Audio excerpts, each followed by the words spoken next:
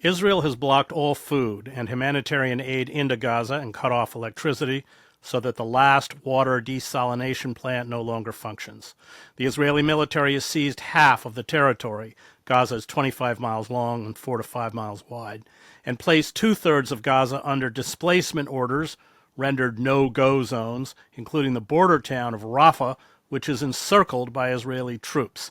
Defense Minister Israel Katz recently vowed that Israel will, quote, intensify the war against Hamas and use all military and civilian pressure, including evacuation of the Gaza population south and implementing United States President Donald Trump's voluntary migration plan for Gaza residents. Since Israel's unilateral ending of the ceasefire on March 18th, which was never honored by Israel, Israel has been carrying out relentless bombing and shelling against civilians, killing over 1,400 Palestinians and wounding over 3,600, according to the Palestine Health Ministry. An average of 100 children are being killed daily, according to the United Nations. Israel is at the same time accusing Egypt of treaty violations to lay what may be the groundwork for a mass expulsion of Palestinians into the Egyptian Sinai. Israel says it will not lift the total blockade until Hamas is quote-unquote defeated and the remaining 59 Israeli hostages are released. But no one in Israel or Gaza expects Hamas, which has weathered the decimation of Gaza and sustained mass slaughter, to surrender or disappear. The question no longer is will the Palestinians be deported from Gaza, but when they will be pushed out and where they will go. Joining me to discuss the crisis in Gaza, Israel's intentions in Gaza, and its ramifications in the Middle East is the Middle Eastern scholar Norman Finkelstein. Professor Finkelstein is the author of numerous books, including The Rise and Fall of Palestine and Gaza, and Gaza, an inquest into its martyrdom. Let's talk about what we're seeing. It is absolutely horrendous. Everything has been cut off, and it appears clear from numerous statements by the Israeli leadership that they are quite intent on depopulating Gaza. Well, I think the goal of the assault on Gaza that began on October 8th, the goal or the objective is perfectly clear. There hasn't been really much in the way of disguising it. And the goal is to once and for all solve the Gaza question. And they were prepared to use any means within the limits or constraints imposed by the international community, and in particular, the United States. There were three, as we might call it, modus operandi, and they flowed into each other. These aren't hermetically sealed compartments. There was outright genocide, which was actually carried out with greater efficiency than Israel is normally credited for. So to take just two examples, number one, and just so we can remain clearly focused, I'm now dealing with the outright genocidal aspect of Israel's final solution to the Gaza question. Between October 7th and October 31st, the very first month of the Israeli assault on Gaza, approximately 1,900 children were killed, according to Air Wars, which is a reputable military assessment organization. So 1,900 children between October 7th and October 31st. If you take the very worst month of the situation in Syria, it was in 2016, the worst month, approximately 250 children were killed versus 1,900. Now, if you take the very worst year in the Syrian situation, approximately 1,900 children were killed. almost exactly the number of killed in Gaza between October 7th and October 31st. So often you hear the argument, well, if Israel was carrying out genocide, how comes they haven't killed the whole population, dropped the nuke or whatever? Well, in fact, within the political constraints, their achievement is actually quite impressive. To take another example, the Israelis killed 300 times more children than have been killed in Ukraine proportionately. If you take in all the factors, size of population, duration of conflict, and so forth, and you juxtapose the two, 300 times more children have been killed in Gaza. And as you know, Chris, if you take any metric, number of UN workers killed, number of medics killed, number of journalists killed, proportion of civilians to combatants killed, proportion of children killed, proportion of women and children killed. If you take any metric, Israel for the 21st century is in a class all its own. And in fact, for some metrics, like amount of tonnage of bombs dropped, it surpasses places like Dresden. I mean, we have to go back to World War II to find the right comparison. So we should not underestimate the extent or the effectiveness, the extent and efficacy of the genocidal element of Israel's assault on Gaza. The second element was the ethnic cleansing aspect. And that element was not as successful because there were no takers for it in the Arab world. Whether it will ultimately be the final solution remains to be seen. And the third metric is the most important one, in my opinion. It's what you might call the fait accompli metric. That is, make Gaza uninhabitable. And therefore, by hook or by crook, everybody, save a handful of people, you're familiar with the expression of Mr. Netanyahu, we have to thin out the population of Gaza. And I think that's the stage we're in now, to leave no option, no alternative except to leave. Now, I would want to make a couple of additional remarks on that point. Number one, to the extent that Israel allowed for some humanitarian aid to enter, or was some restraints were placed on, for example, its attacks on hospitals, those were all dependent on international news coverage. Now, Mr. Netanyahu, he knows the American scene, and he knows the American media. And there have been very good, very sophisticated political science studies done correlating Israel's military actions with news coverage. I can give you one which I had written about, but there are many examples. When Israel launched its ground invasion of Gaza in 2014, they launched the day after the Malaysian airliner was shot down, I guess over Ukraine, if my memory is correct. They're always looking, waiting for the cameras to move elsewhere. And that, in effect, is what accounts for what's happening now.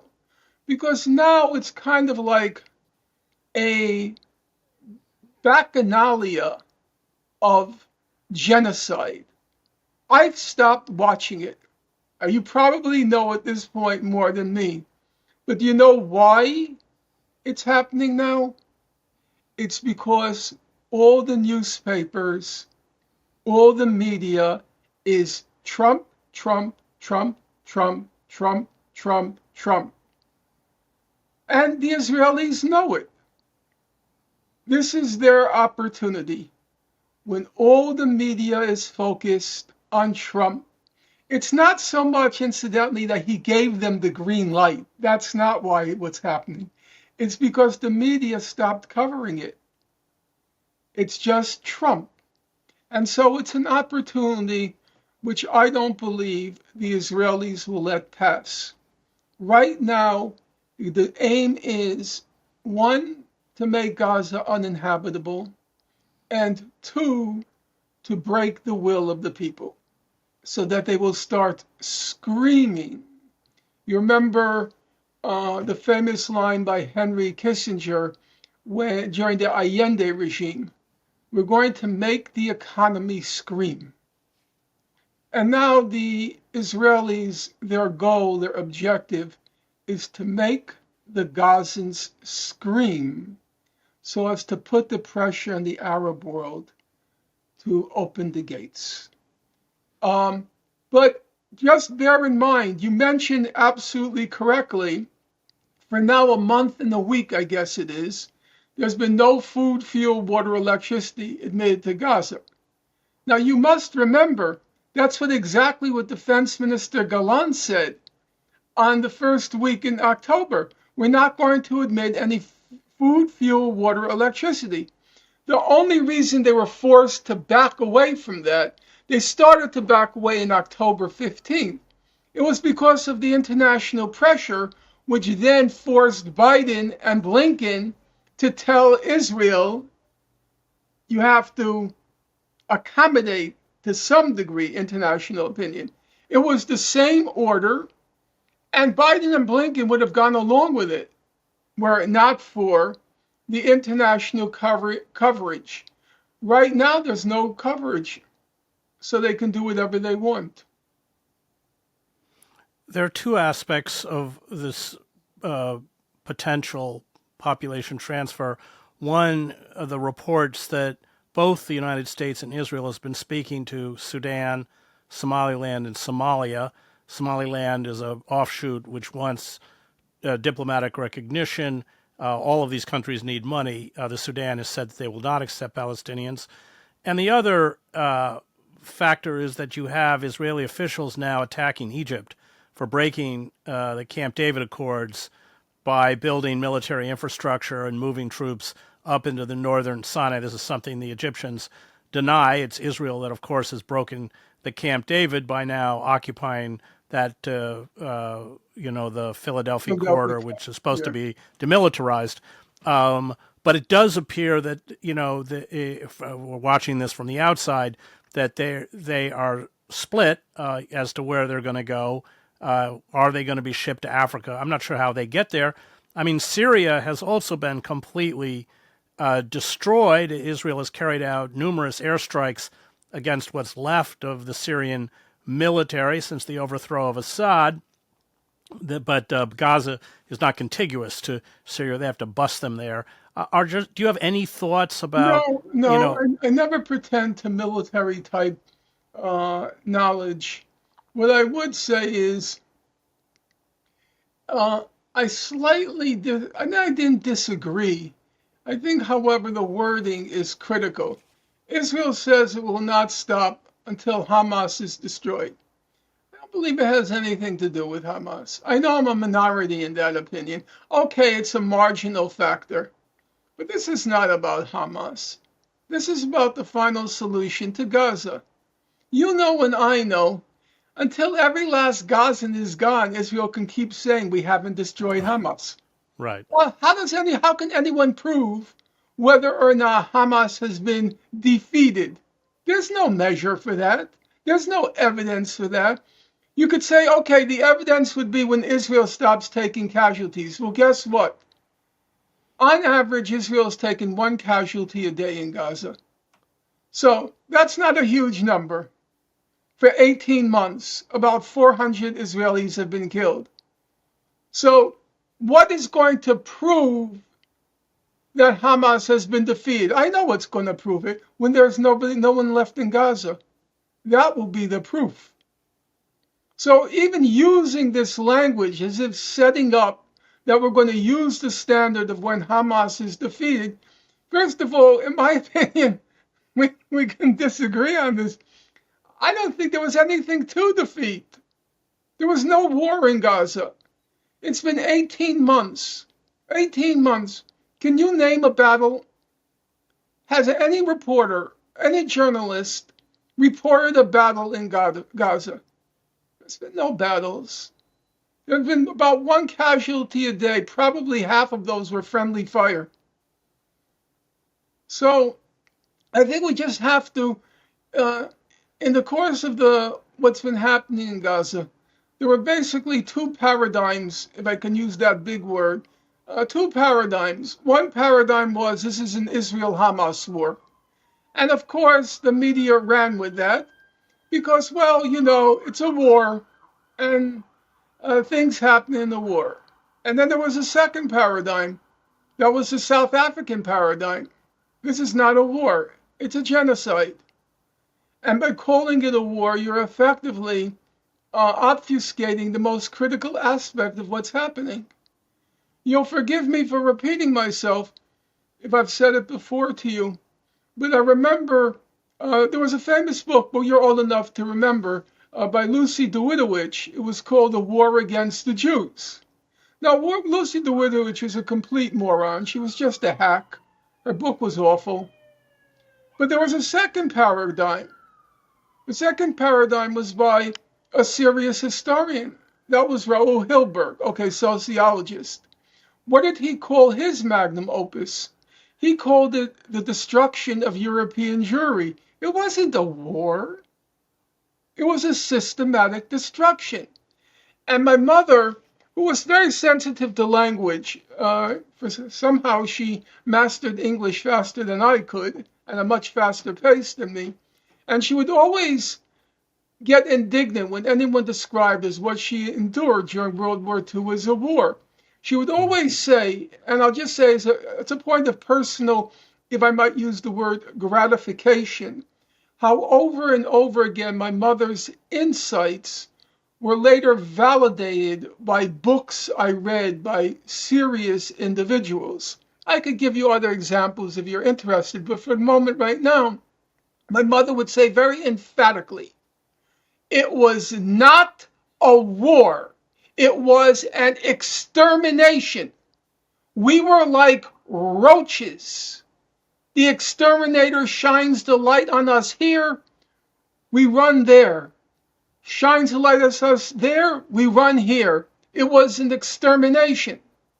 And I think we have to be very careful as it's unfolding in real time, not to use the language of a war.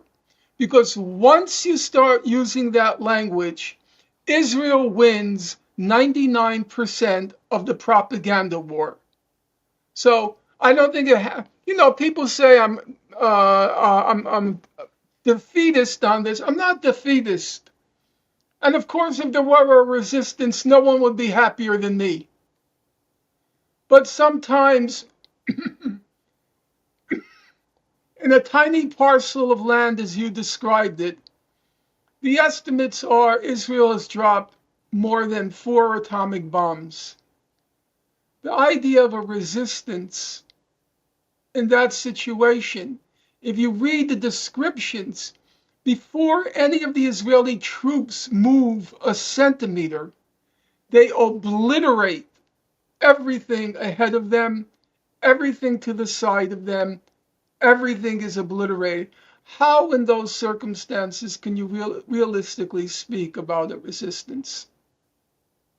Yes, and we should also be clear that Hamas does not have armor, artillery, an air force, navy, mechanized units, all of the accoutrements of a modern army that, of course, Israel is deploying against them. They have small arms, nothing else.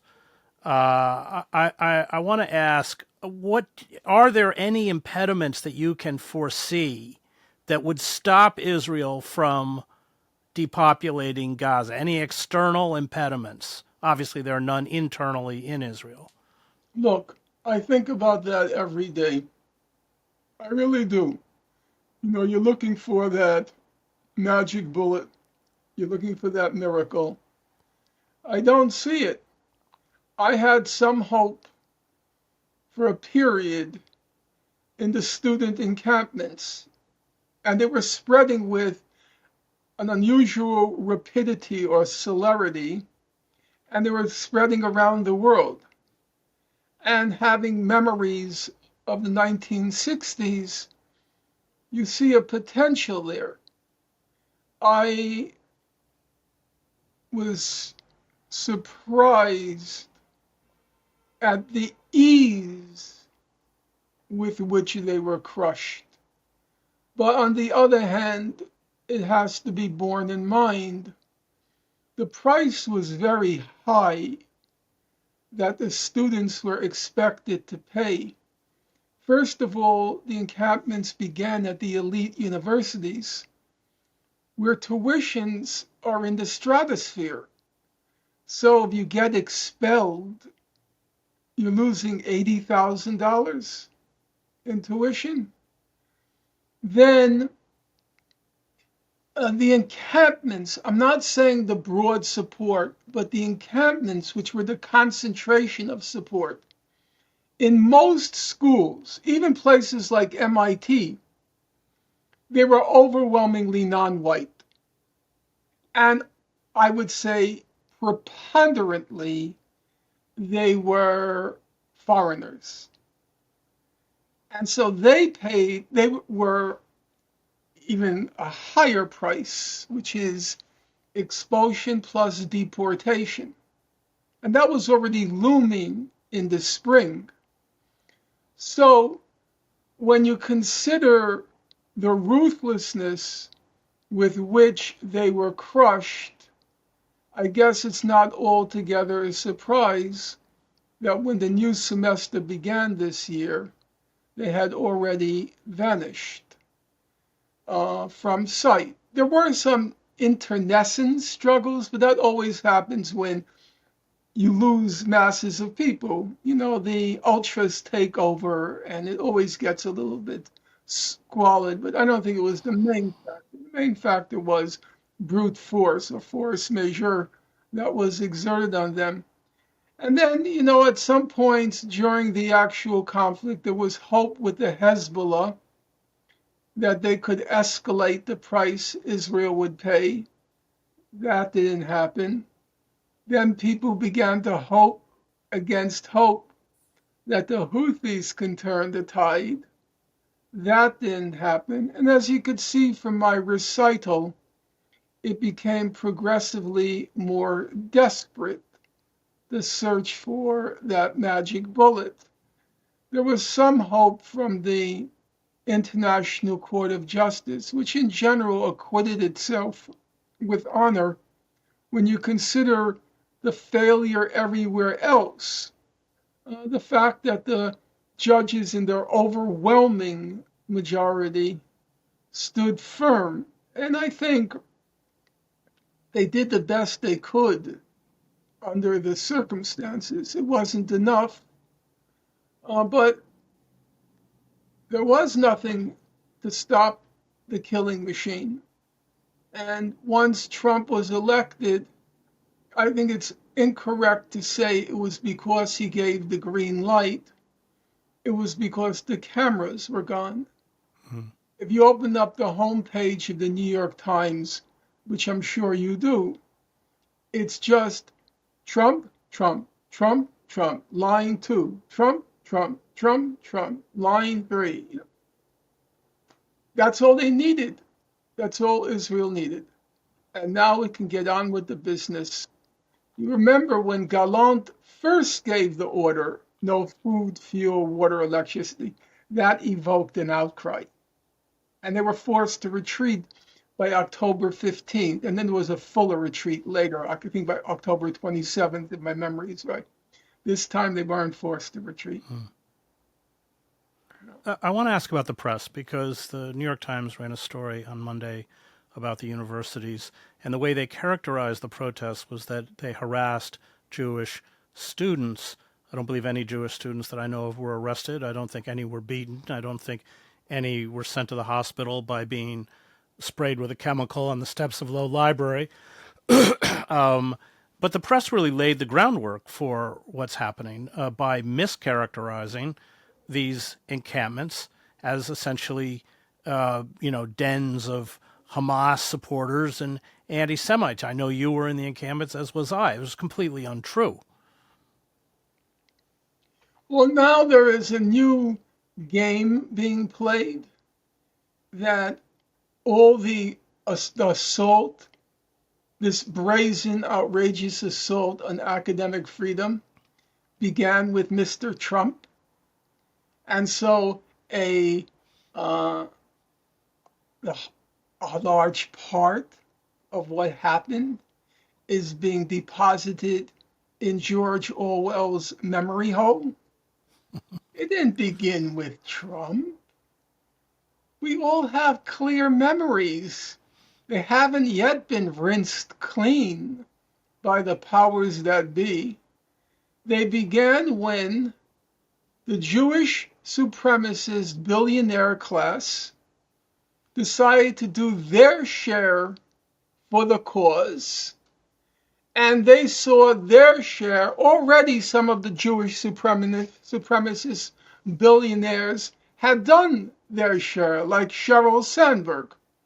So she channeled her Leni Riefenstahl and made this propaganda epic called Screams Before Silence, or as I've rechristened it, Scheiß before Schlock, which purported that Hamas had weaponized rape as a weapon had weaponized rape, mass rape, and she released that, I guess it was February 2024. It was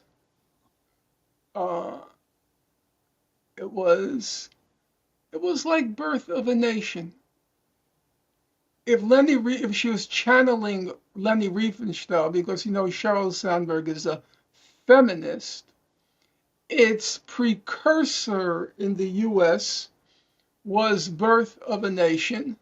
The same theme: we need white men to protect white womanhood from these feral, dark-skinned creatures. You will perhaps know that Birth of a Nation was the first film ever shown in the White House. And Sheryl Sandberg's Scheiß before Schlock was shown in the Biden White House. So she was the first one to enter the ranks for the cause. And then come the spring, Bill Ackman, who's married to, he has a trophy wife from Israel.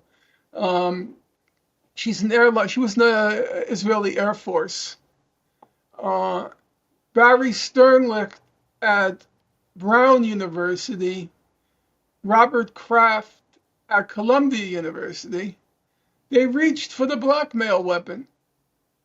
It was very straightforward. It was not done behind closed doors.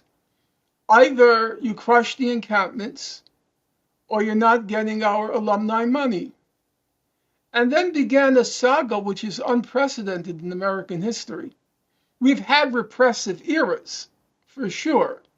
There was the era around World War I, the Red Scare, and that was the era you'd be probably interested to know that the AAUP was born, the American Association of University Professors, which then wrote the famous Principles of Academic Freedom. And that was because the robber barons, or the billionaire class now, the robber barons back then, were putting pressure on universities to fire professors, just a few, wasn't a large number, a few professors who were showing some solidarity with the union movement during that era. And then the second big, of course, assault on academic freedom came with the McCarthy era. But if you look back, there is nothing like what happened in the spring of this past year. Not one, not two, three Ivy League presidents were dispatched, were ousted. Claudine Gay at Harvard, McGill at Pennsylvania, and Shafiq at Columbia. Three Ivy League presidents, and bear in mind, two of the three were women of color. So they had all the protections of woke ideology. And all three, and there wasn't a word of criticism. You know, they tried to mask. Well, they didn't. They did not denounce the genocide. They just didn't grovel enough. They didn't grovel enough. And Claudine Gay, actually, she was completely correct when she said before the House committee, she said this question of a slogan like "from the river to the sea." She said it does pose a civil liberties issue. Even if it was directly genocidal, it would still pose a civil liberties issue because everybody forgot what our own history on freedom of speech is. You, of course, know that in our country, you're allowed to advocate the violent overthrow of the government. That's a right that the Supreme Court validated. Only if it comes right up against conduct does it become permissible to prohibit it. But short of that, actually, I've read the Supreme Court decisions. I think they're quite well reasoned. I was impressed by the reasoning because I myself, I'm a person of the left, as you know. So I'm wondering, why would a bourgeois state allow you to advocate the violent overthrow of government? That doesn't seem to sit well with my understanding of capitalism and the bourgeois class and everything. And then when you read the Supreme Court decisions, how they're reasoned, they were reasoned basically as follows: that even though we disagree with the violent overthrow of the government, say the justices, they may have some interesting criticisms of what's wrong with our society or our system of governance or our economic system. So even though we don't agree with advocating the violent overthrow of the government, we would lose something valuable if we suppressed the speech. And it was on those grounds that they justified the violent overthrow of the government. Now, many people in this country, I'm not criticizing them, I'm not agreeing with them, but many people in this country are very patriotic. And they revere the American flag. But our Supreme Court ruled during the Vietnam War that it was a form of expressive speech to burn the flag. So when Claudine Gay said, she was asked the question, if somebody was saying something outright genocidal against Jews, what would you say? And he said it was a complicated question. And that's factually correct. I mean, I think most of these people sitting on these committees would be shocked at what the Supreme Court has ruled in our jurisprudence on the subject of freedom of speech. You might recall there was a funny one I liked. A fellow walked into court wearing a shirt saying, "Fuck the draft." And the judge didn't like that. Well, guess what? That was upheld. And now here's the most interesting one, Chris, because you're old enough to remember these things. Most of the young people have not a clue. They're always shocked when they go through this history. You must remember that the signature of freedom of speech or First Amendment case in the 1980s was the Skokie, Illinois. Yeah. Whether the American Nazi Party had the right to assemble and march through a community of Holocaust survivors in Skokie, Illinois. And lo and behold, the Illinois courts ruled they had that right. Now compare, because the standard now is if students feel unsafe, unwanted, or uncomfortable, that's grounds to suppress speech. Well, Chris, how do you think survivors of the Nazi Holocaust felt? Do you think they felt comfortable? Do you think they felt welcome? Do you think they felt wanted when the Nazi Party marched through Skokie, Illinois?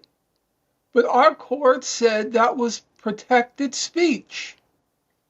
And because of, in my opinion, the disaster that befell our political left when the woke politics and cancel culture set in, all of that history was erased.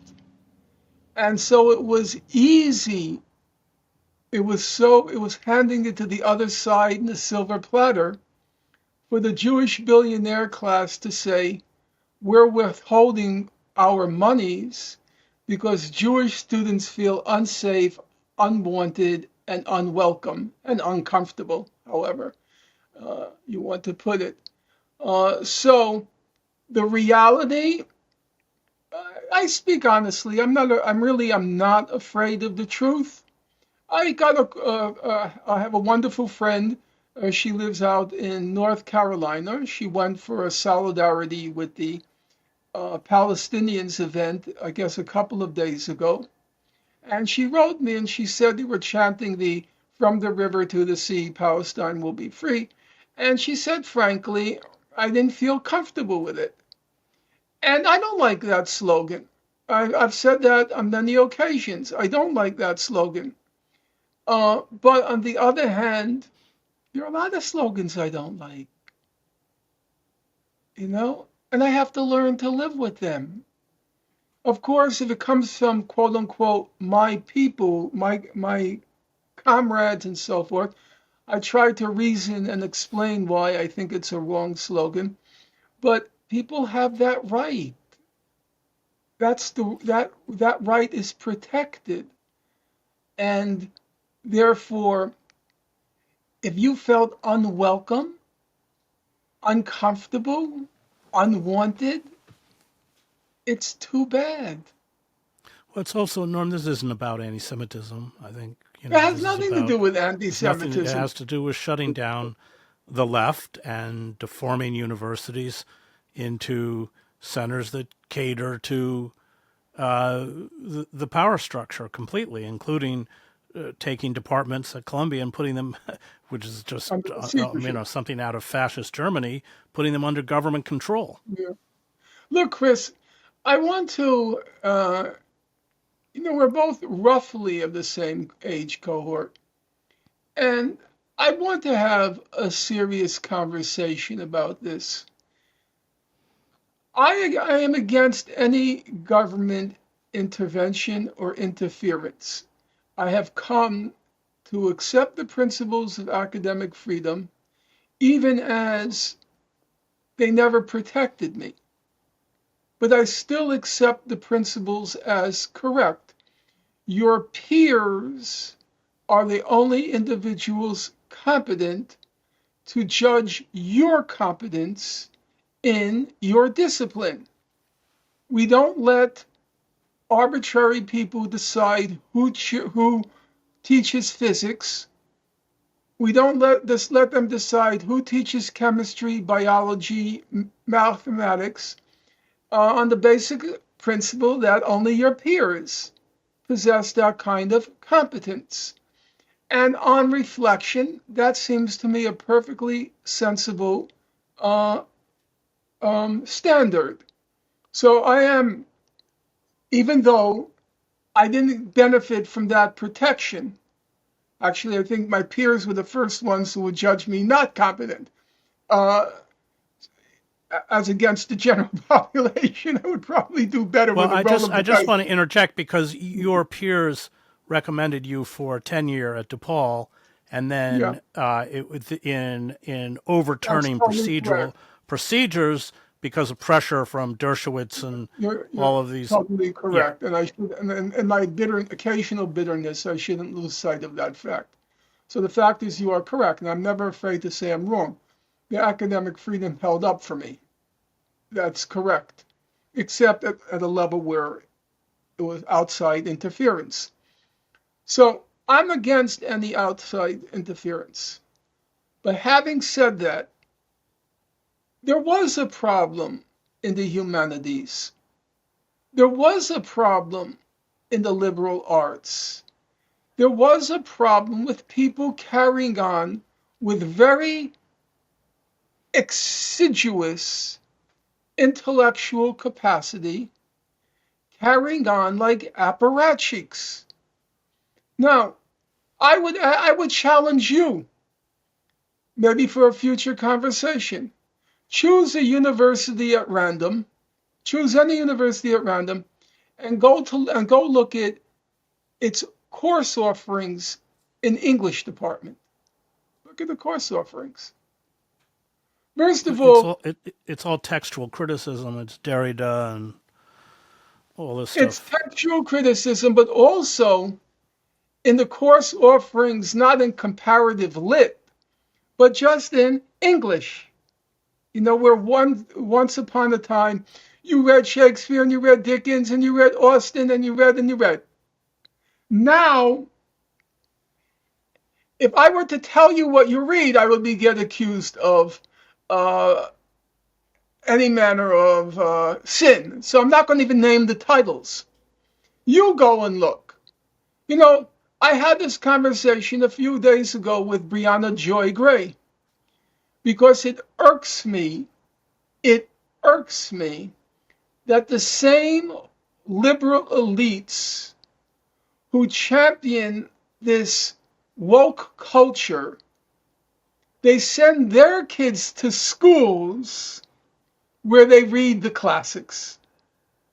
And then when one of my students from, say, City University, a public university, if he or she manages by some miracle to get into a top grade law school or professional school, they don't know if they're coming or going because their peers are citing Shakespeare and are citing Plato and are citing Aristotle.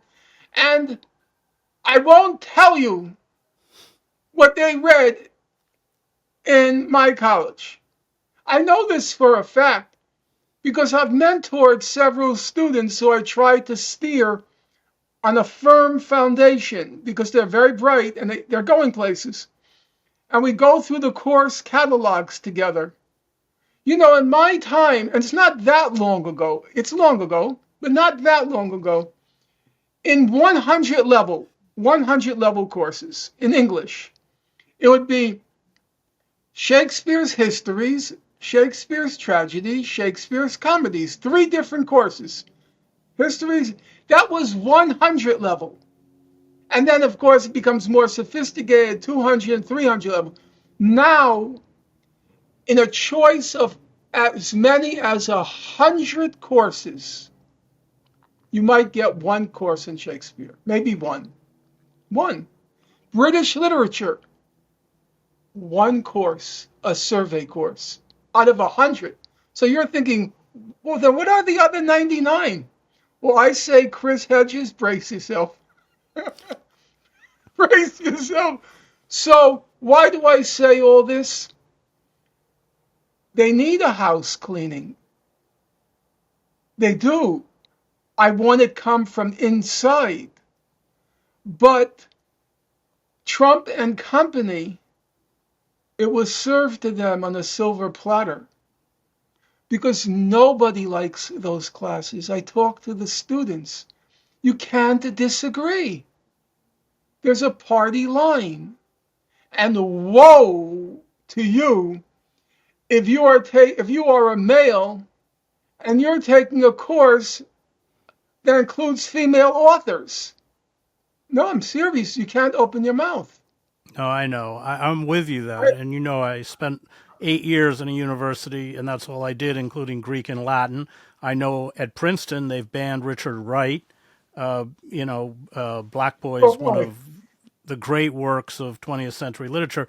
That's another show, Norm. I want to talk, just to end here, about your book, Gaza Inquest into Its Martyrdom, because what you do in that book is document not only the detailed reports, the Goldstein report and others that exhaustively detail the war crimes. You have a chapter on the Mari Marva, the Turkish ship that was attacked by Israeli commandos, Operation Cast Lead.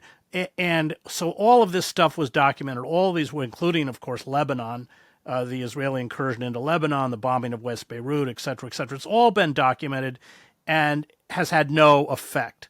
And you write about the Goldstone report, but you also in the book write about figures like Hillary Clinton who are proud of obstructing the any effort to act on those reports. And I think that that's an important point because it totally paved the way for the genocide. And I wondered if you could, as we end, talk about that. Yes, I think that I don't blame Richard Goldstone because I think he was blackmailed. And Well, blackmail. because he recanted he said he wrote a column for the Washington Post that said if he knew now what he had known then, he would have written the report. But this guy was under tremendous pressure. They really went after him because he was Jewish and a Zionist. But he was honest. Yes, well, he was honest. It was an interesting story. I'll tell it to you very quickly because time doesn't allow. Richard Goldstone was Jewish. He was a Zionist. He was connected with many institutions in Israel. And when he was asked to head the Commission of Inquiry, he said, I really couldn't say no because they told me I could write the terms of reference. So whatever I wanted to investigate, they were agreeable to. So he said, how could you say no in those circumstances? And then he went. It was a four-person commission. Christine Chinkin, not so important, I know the guys. In any event, and he wrote a very devastating report. It was, I think, something on the order of 400 pages. It was a mammoth report. And it was very wide-ranging. It didn't limit itself to Operation Cast Lead, August 26th to January 17th. It looked at the history of the occupation. It looked at the West Bank. It was a very comprehensive, and it was a totally devastating report. Totally devastating. Just as a footnote to that, whenever when people say, well, Hamas blocked this and Hamas blocked that and Hamas blocked that, Hamas always cooperated with the international commissions, even though they were totally brutal to Hamas. They all found Hamas guilty of war crimes. Hamas never cared because they figured if we can get something out of these commissions, let them do what they want with us. We'll let it go. Just as they always cooperate. It was always Israel that refused to cooperate with the international commissions of inquiry. And it's not true the commissions of inquiry were soft on Hamas. Absolutely not. They were pretty ruthless with Hamas. In any event, he writes the report and he comes under devastating attack. Now, of course, Professor Alan Dershowitz is always over the top, and he compared Richard Goldstone to Dr. Mengele. Okay, that was typical Dershowitz, but actually the other attacks weren't much better. He didn't fare much better, Richard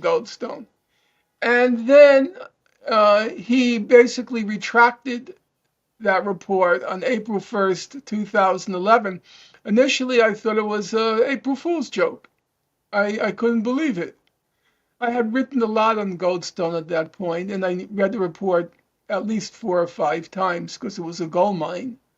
Um, and he claimed he got new information that forced him to retract. And John Dugard, who's also a South African jurist, and for your listeners, he was the person who led the delegation. He was a senior counsel at the International Court of Justice during the genocide case. And John Dugard has a very distinguished career. He was the barrister for the Nelson Mandela family when Nelson Mandela was in jail. He was the barrister for Bishop Tutu. And above and beyond all else, he's just a very decent guy. One of those rare birds, a consistent liberal. I am a radical, he's a liberal, but my heart warms in his sight. In any case, Dugard, among other things, was a special rapporteur on the occupied territories for the UN. And when Richard Goldstone recanted, Dugard wrote, I think it was in the British periodical, he wrote, "There is nothing new, Mr. Goldstone. Nothing new has been revealed since you published that report. I know it because he published simultaneously a report for the Arab League. He was their chief investigator. And fair is fair. Goldstone's was more comprehensive, but Dugard's was more knowledgeable on the law. Dugard is top notch, top of the shelf. In any event, he said there was nothing new, and then he ended by saying, why Richard Goldstone retracted will go with him to his grave. We'll never know. Israel is notorious for blackmail, but I want to get into that. I want to get into that moment because I think you cite it as a pivotal moment by which perhaps there was, Israel could have been held to account, Yes. and it wasn't. And after that, it was just a free for all. Yeah, it was. People now forgot, or they're too young to remember. There was a huge outpouring against Israel during Operation Cast Lead. There were hundreds of thousands of people in the street. We should just say what Operation Cast Lead. This was one of Israel's periodic killing sprees in assaults Gaza. in Gaza. Yeah, this was 2008 to 9. It ended January 17th, 2009, and it's not without interest why. It ended on that date because Obama was going to be inaugurated on January 20th. And since this was his anointment, he didn't want any distraction by Gaza. So he just called Netanyahu. It wasn't Netanyahu, it was Omar. He just called Ehud Omar and he said, time to stop. I don't want my occasion to be distracted from.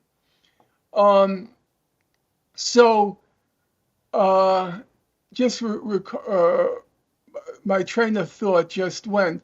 Why that was such a pivotal moment. Yeah, it was a huge outpouring of outrage at what Israel was doing. You might recall at that point, Foreign Minister Tzipi Livni was having trouble visiting the UK because claims were what's called under international law universal jurisdiction. They wanted to prosecute her. And soldiers were having trouble traveling. So it seemed as if there was some possibility. And when Goldstone retracted, as I said, I believe it was blackmail. I personally doubt it was him, but he has a daughter who lives in Israel. And you could imagine, if you look for dirt on anyone, you're going to find it. And if you don't find it on them by some miracle, the person has a clean slate. There's your relatives, And then at that point, Israel was really never again seriously threatened. There have been all sorts of machinations.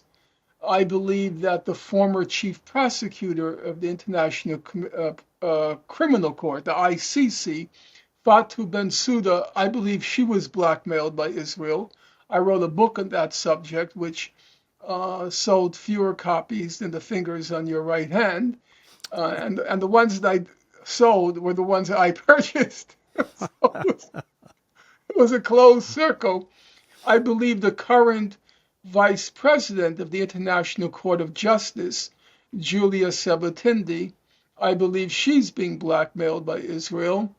I believe that the former president of the court, Joan Donoghue, who was presiding over the genocide case, I believe that she, for careerist reasons, tried to sabotage the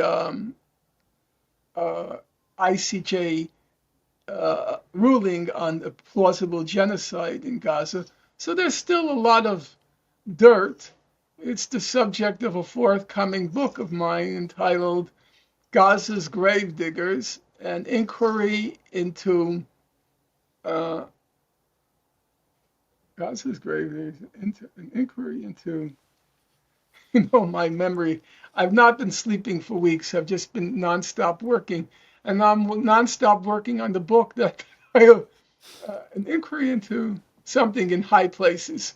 So I think there's still a lot of machinations going on in the international community. But in general, I think they weren't bad. I mean, if you remember the days of Ban Ki-moon, Right. and you compare him with Guterres, Guterres has been making very, like just the other day, the gates of hell have been the four gates of hell have been open. He's been good. The whole UN hierarchy, I think fair is fair. I think they were okay, and I thought the ICJ, they did the most they could under the circumstances. So it just wasn't enough. Yeah. All right, we're going to stop there. Thanks, Norm. I want to thank Thomas, Diego, Max, and Sophia, who produced the show. You can find me at chrishedges.substack.com.